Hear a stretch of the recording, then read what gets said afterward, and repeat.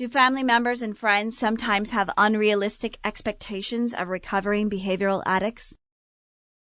It's very difficult to change the mindset of loved ones if they have a predetermined notion of what addiction's about. And if you want to change their mind, generally speaking, I would suggest that you educate them. And that education may come through formal mental health practitioners kind of describing things, or having them read a book, or suggesting an article, or having them talk to somebody they look up to, a physician who can explain this phenomenon in more depth than they've traditionally gotten off the street.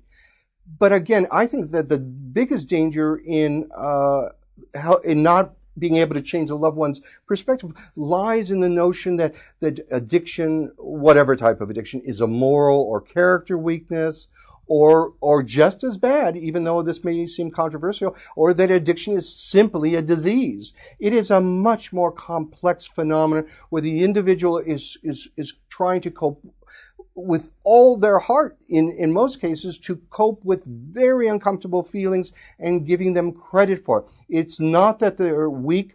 In fact, they may be quite strong, but they are struggling. And if there's anything the family can do, is to have empathy for the struggle, and to see that maybe you don't understand it, but if you can see the struggle within them, to accept that as part of it. It is not simple. It is not a light switch that you can turn on. It's not a book you read that you magically stop or even cut down.